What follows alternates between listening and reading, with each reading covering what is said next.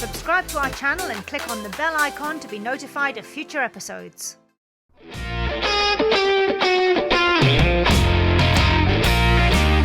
With our passage to Fiji fast approaching, we continue to get double trouble ready to cross an ocean. In our last episode, a routine rig check picked up some major issues on the mast. So, down it came and off to the workshop it went, until the required spare parts arrived from overseas. While this was going on, one of our Victron Solar Controllers faltered and irreparably damaged the house batteries. So we had no option but to organise brand new batteries. Amidst the financial pain of this unforeseen maintenance, there was, however, an upside. Taking the mast down meant that we could more easily do things that normally required a bosun's chair and a head for heights. We serviced the halyard, added new running lights, and improved the car system for the mainsail. Replacing the batteries meant that we could upgrade our alternator charging system and add dedicated start batteries to both our engines. See? Every cloud. Well, I'm just doing the final connections for our new replacement solar controller. Yeah, we've got all the connections are reconnected. This panel is what we use to isolate the solar panels. I'm just going to turn that one on and that one on, and then you'll see that these start blinking. That's started the power for these, and now they're sensing the voltages for the battery bank that we've got 12 volts and also configuring themselves. And then I can turn these solar arrays on and we can start charging. We're in the marina today. We have come in to get some work done on our mast, but we're also taking the opportunity to get our batteries swapped out. So we're going up to Sea Power, who are doing our work for us. They've got the batteries sitting in their workshop, and we're going to cart them down to the boat. We're funding the replacement cost of the batteries. They've lost their charging capability due to a faulty solar controller, as far as we're concerned, and from who we've spoken to who've diagnosed our system, that's the diagnosis, is we need to replace the batteries. Victron, who made the solar controller, are refusing to pay. So yeah, in their view, their responsibility is just to swap the solar controller, which they've done. So they've absolved themselves of any other fault as per their warranty. In their eyes. Once again, the boat is upside down. When is our boat never upside down? We are doing great things. Chris, the Sparky, has been on board this morning. But not only are we installing batteries, we're installing other doodly bits. And I shall let Rob tell you what we're doing. We are modifying our nav station. So we've currently got 2 iPads just used wirelessly for anchor alarm and our engine controls.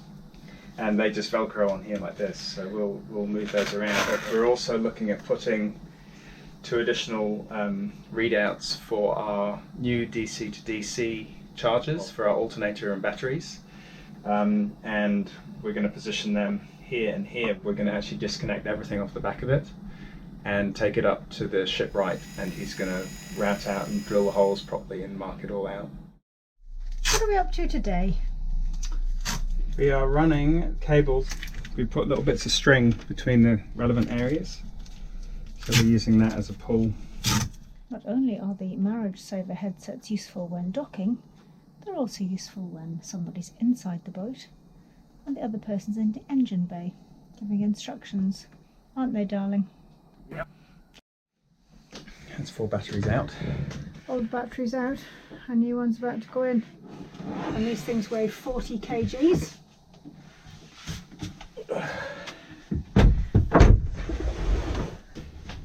Sorry, the shaky camera work.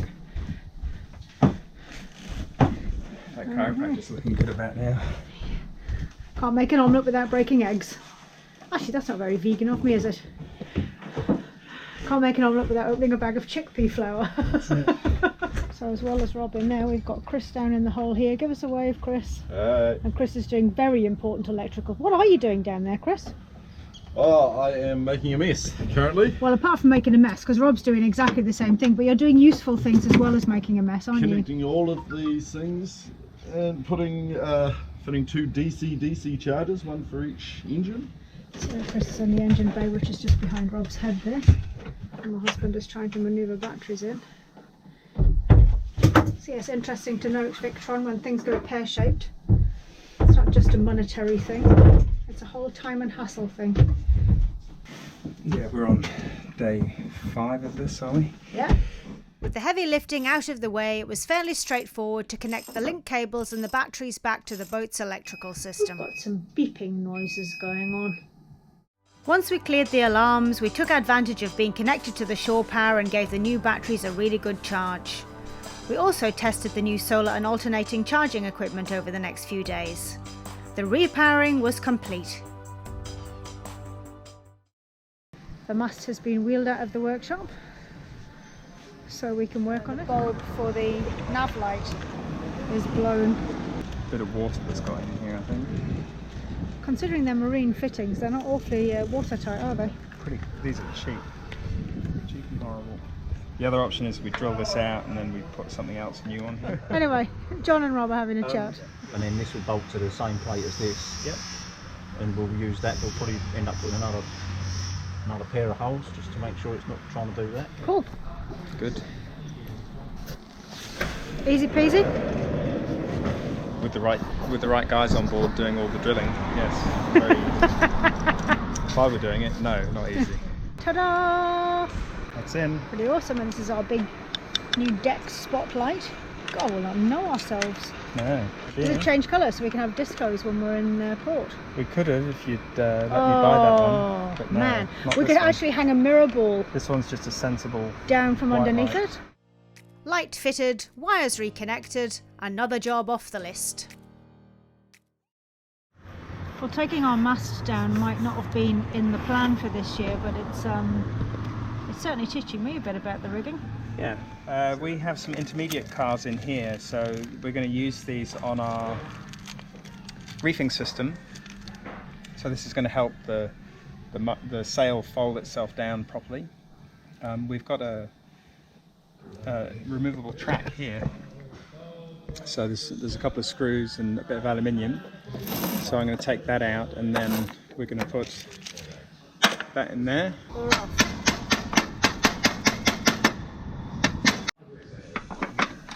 So with Joe and his hammer and a bit of persuasion, we managed to get that track out. So that's that done now. It's a spit. There's these rods, which are a strong fitting, but also these Turlin balls are the other way. So you just need to be careful with this, because as soon as you take it off the track, the balls just go everywhere. Much easier doing this like this. There's a good screw at the top. Yeah.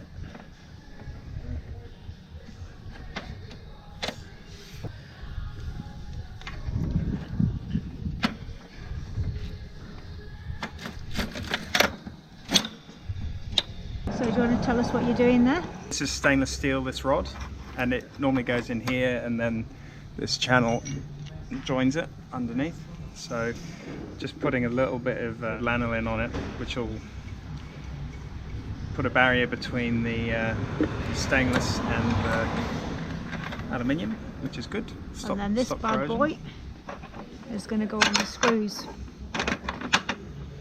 Yeah, and then we'll put The Loctite on these screws.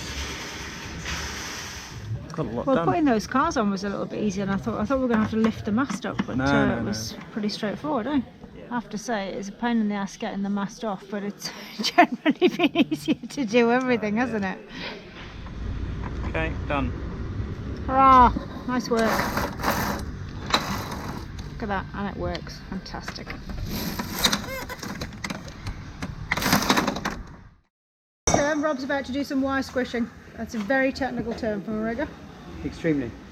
So right dies for the right material, or for the right size, should I say.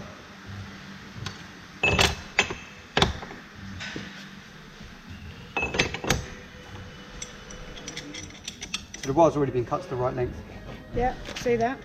So we've measured it from the bottom. All allowances made. This piece of wire is going to get squashed onto this stainless steel okay, tube. yes. So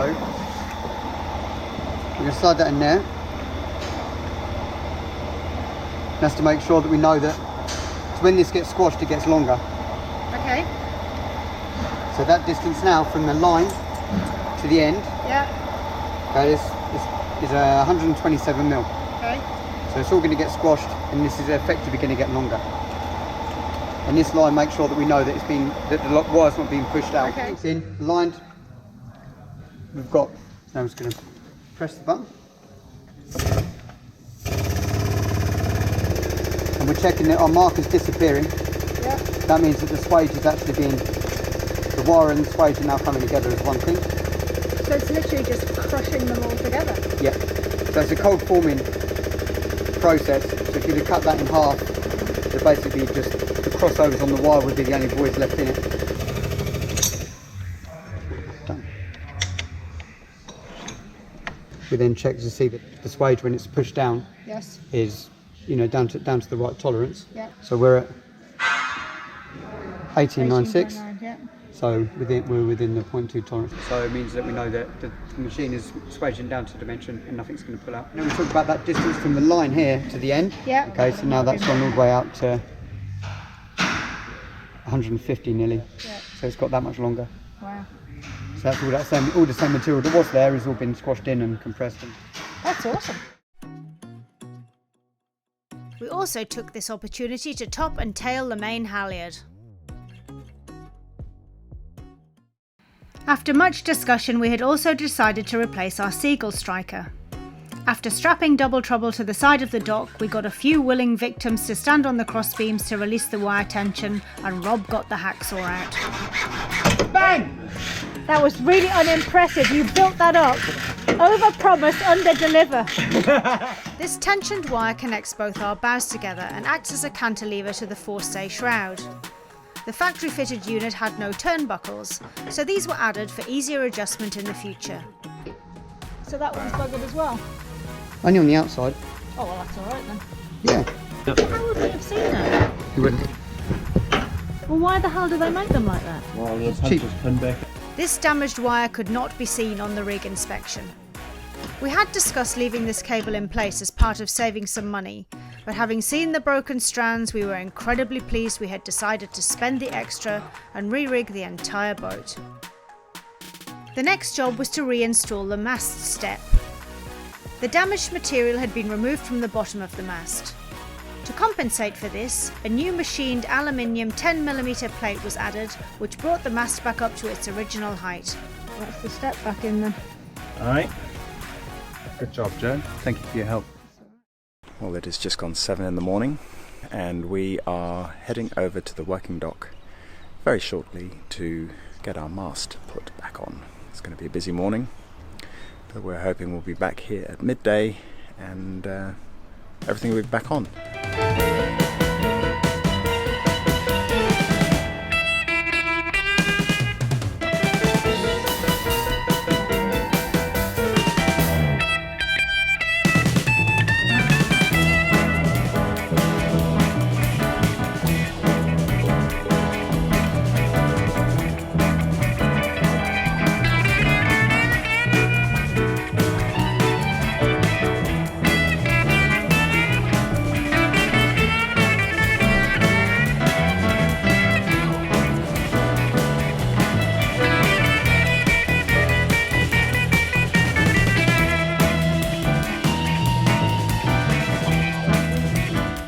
On the dock, it was time to tune and tighten the new rigging.